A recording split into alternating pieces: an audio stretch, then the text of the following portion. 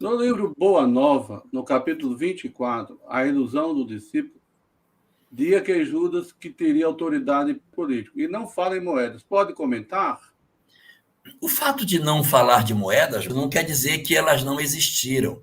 O que ele quer dizer é que o interesse de Judas era um interesse político. Vamos analisar a situação. Aquele era um período de profunda inflamação política.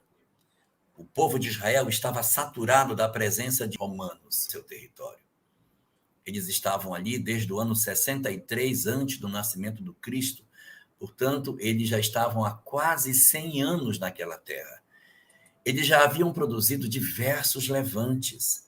Eles vão promover ao todo 7 revoluções na tentativa de libertar Israel.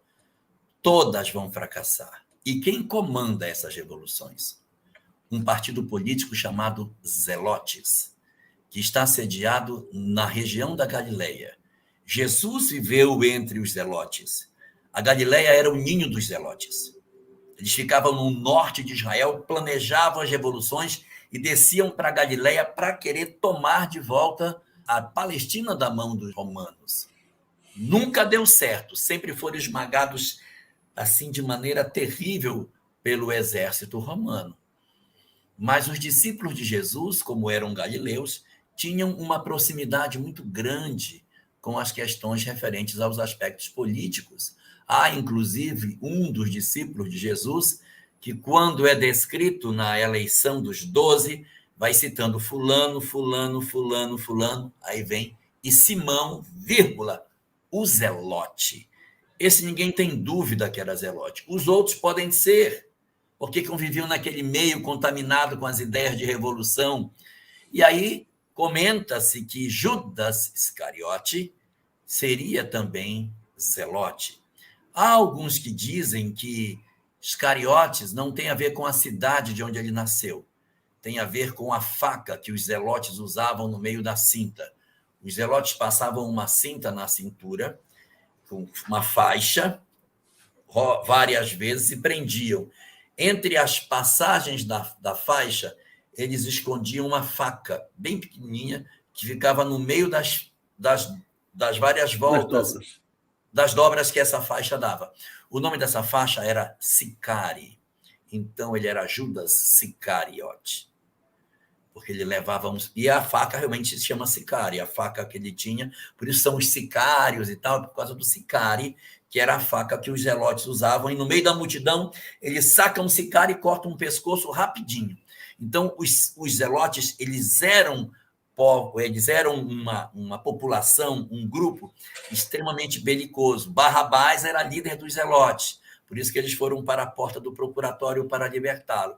E há aqueles que dizem, portanto, que Judas também fazia parte dos zelotes. O que é que os zelotes queriam? Expulsar os romanos de Israel. Qual eram as profecias sobre o Messias? Ele vai reinar sobre Israel, todas as nações se curvarão diante dele, ele vai sentar num trono e comandará o mundo inteiro.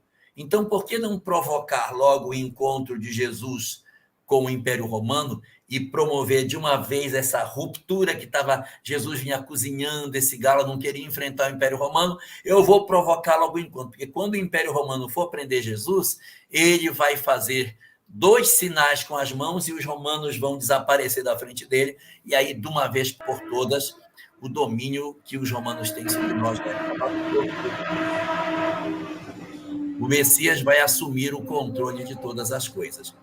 E aí, quando isso acontecer, eu também serei chamado a ocupar um cargo de mando. Então, qual era a ideia de Judas?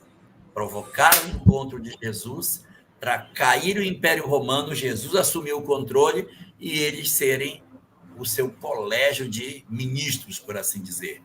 Lembrem da visita da mãe dos filhos de Zebedeu, a mãe de João e de Tiago, que vai procurar Jesus, dizendo: Senhor, quando tu estabeleceres o teu reino, coloca meus filhos um à direita e um à esquerda de ti, para que eles estejam bem próximos no comando que tu vais fazer.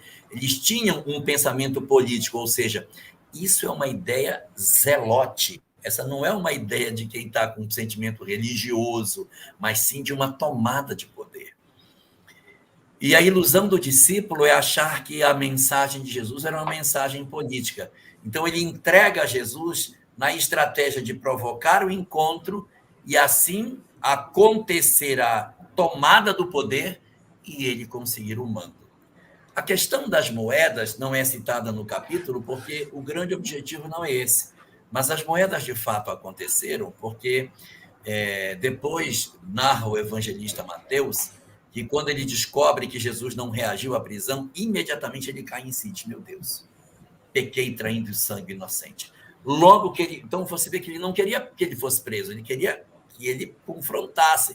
Na hora que ele não confronta, basta ele não confrontar, Judas já cai em si e diz, pequei traindo sangue inocente. Volta com os sacerdotes imediatamente, diz, quero desfazer o negócio. Aqui estão as moedas de vocês. Devolvam o prisioneiro. Quer dizer, olha o que ele quis fazer. Na ingenuidade dele, se ele devolvesse as moedas, os sacerdotes iam devolver Jesus. Nunca que devolveriam. Ele insiste, os sacerdotes não entregam. Conta o evangelho, então, que ele pega as moedas, ele joga no pátio do templo, porque ele não queria o dinheiro. Ele não vendeu, ele quer lá saber daquelas 30 moedas de prata, que era o preço de um escravo. Ele não queria o dinheiro, não quero essa riqueza, eu quero é o confronto para que ele assuma o poder e eu vá junto. Quando ele percebe isso, ele joga as moedas e foge, procurando uma árvore para se enforcar. Não suportou o peso da culpa. Diferente de Pedro, que diante das culpas fez um outro movimento e tornou-se o que se tornou.